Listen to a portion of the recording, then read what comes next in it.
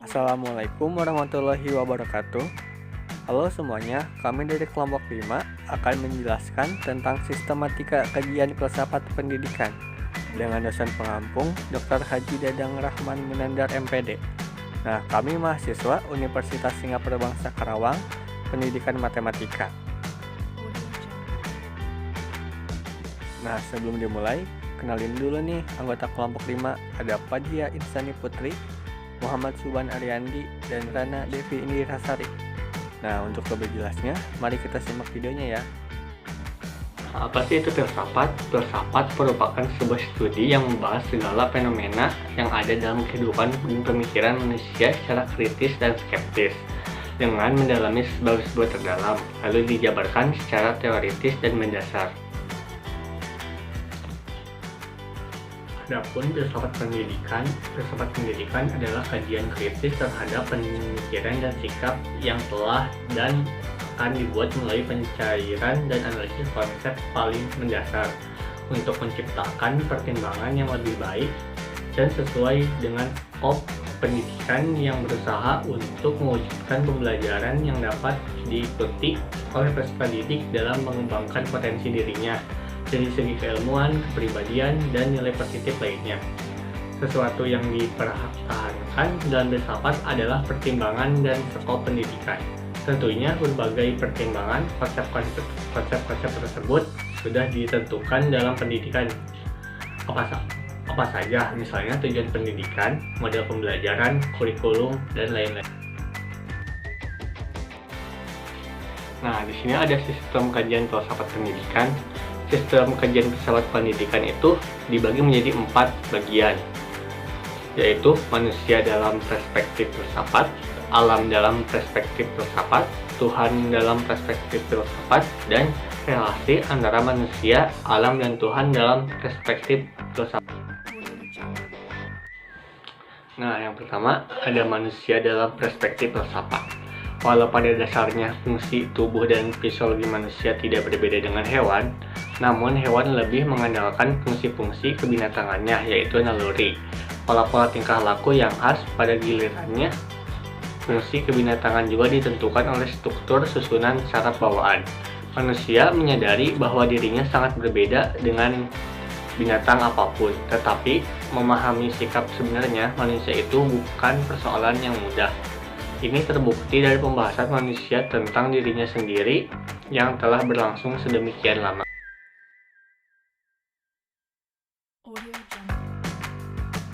Pandangan filsafat terhadap manusia dari beberapa sudut pandang, yakni dari teori deskripsi, metafisika, dan psikomatik. Teori deskripsi, manusia tidaklah jauh berbeda dengan hewan, di mana manusia termasuk hewan yang berpikir, melakukan segala aktivitas hidup. Manusia juga tidak berbeda dengan binatang yang menyusui. Metafisika. Metafisika adalah teori yang memandang keberadaan sesuatu di balik atau di belakang fisik. Dalam teori ini, manusia dipandang dari dua hal, yaitu fisik dan ruh. Fisik yang terdiri dari zat, artinya bahwa manusia tercipta dari beberapa sel yang dapat diindra dengan panca indera. Ruh, manusia identik dengan jiwa yang mencakup imajinasi, gagasan, perasaan, dan penghayatan. Semua itu tidak dapat diindra dengan panca indera. Psikomatik. Psikomatik adalah memandang manusia hanya terdiri atas jasad yang memiliki kebutuhan untuk menjaga keberlangsungannya. Artinya, manusia memerlukan kebutuhan primer, yaitu sandang, pangan, dan papan untuk keberlangsungan hidupnya.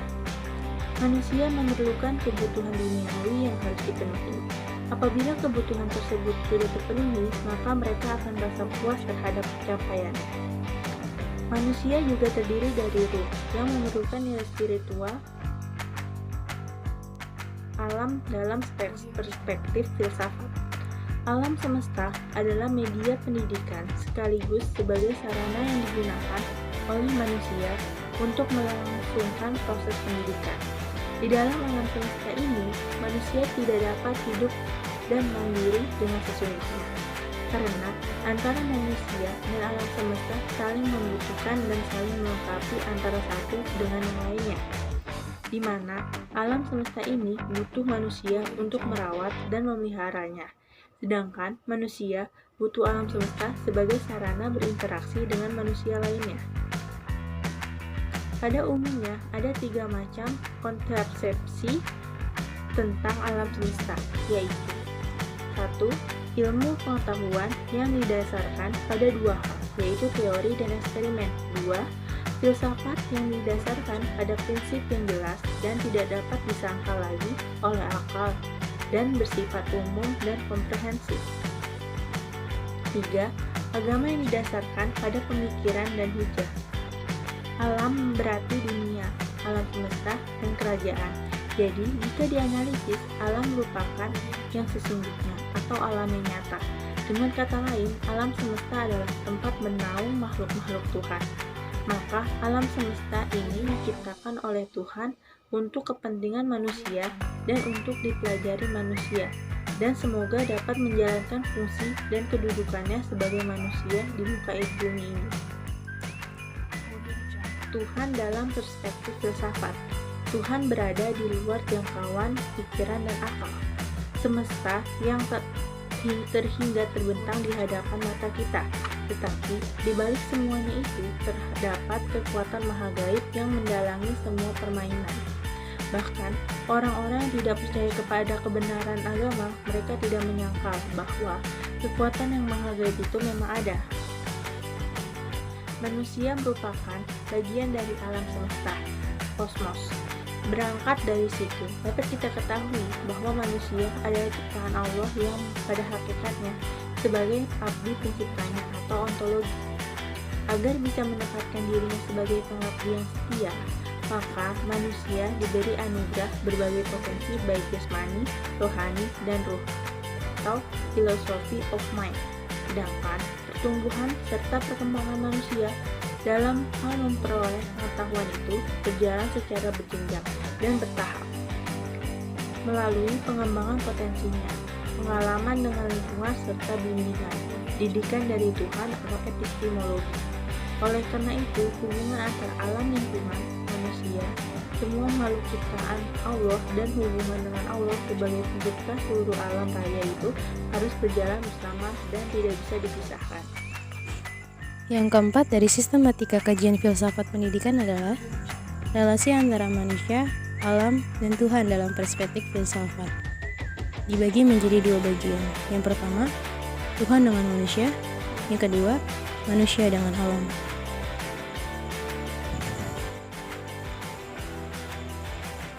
Tuhan dan manusia.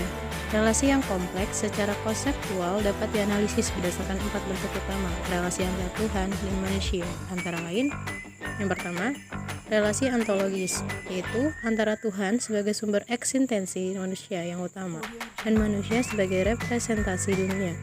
Wujud eksistensinya berasal dari Tuhan, atau dengan kata lain, hubungan pencipta dengan makhluk.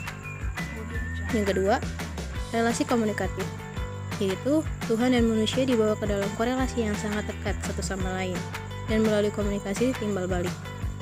Yang ketiga, relasi Tuhan hamba. Relasi ini melibatkan Tuhan sebagai topi, semua konsep yang berhubungan dengan keangguhannya, sedangkan manusia sebagai hambanya yang patuh. Yang keempat, relasi etik. Relasi ini didasarkan pada perbedaan dasar antara 2 aspek yang berbeda, yang dapat dibedakan dengan konsep tentang Tuhan itu sendiri dan manusia sendiri. Manusia dan alam. Hubungan manusia dengan alam mengandung beberapa aspek. Antara lain, manusia tidak lepas dari interaksinya bersama sesama manusia, juga hewan, tumbuhan, lingkungan, atau alam. Pada kenyataannya, saat ini manusia sudah tidak lagi memperhatikan keseimbangan alam dalam pengeksploitasiannya. Saat ini, manusia sudah dikuasai nafsu untuk meraup keuntungan sebanyak-banyaknya, sehingga dalam memanfaatkan alam tak lagi memperdulikan dampak buruk terhadap keseimbangan ekosistem alam di bumi ini. Hutan-hutan yang dulu lebat kini sudah gundul karena pohonnya habis ditebangi untuk berbagai macam keperluan industri. Ditambah lagi, mayoritas kegiatan penebangan pohon tidak diikuti dengan kegiatan menanam pohon dengan persentase minimal setara dengan pohon yang ditebang. Hal ini sungguh berakibat fatal, karena dengan demikian, fungsi hutan sebagai penahan air, penyaring udara, dan habitat bagi berbagai macam ekosistem flora dan fauna bisa musnah. Bila hal ini terjadi, maka jelaslah hanya dampak buruk yang akan kita temui.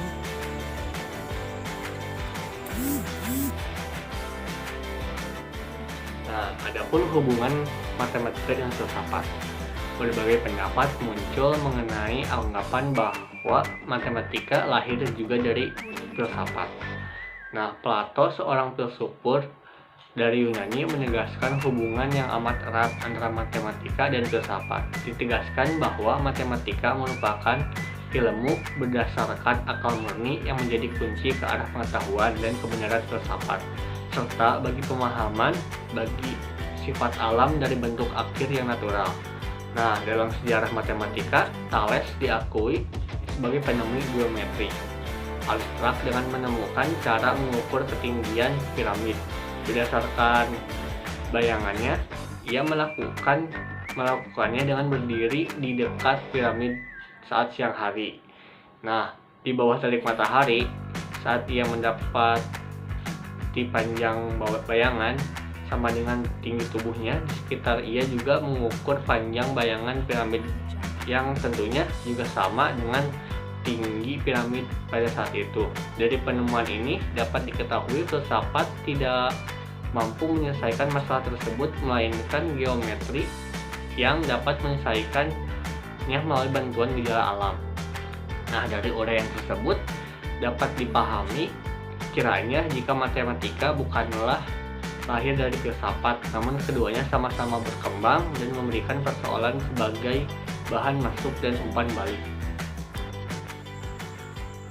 Disadari atau tidak, belajar filsafat akan membentuk pemikiran diplomatis yang meningkatkan nilai kepekaan terhadap keadaan sekitar.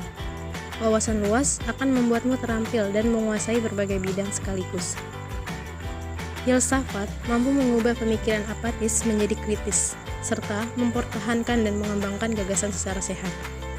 Filsafat nampaknya dapat mempengaruhi situasi dan kondisi yang memperhatikan saat ini. Kita menumpukan seluruh harapan kepada pendidikan, karena sadar bahwa hanya melalui pendidikan kita dapat memperbaiki hidup.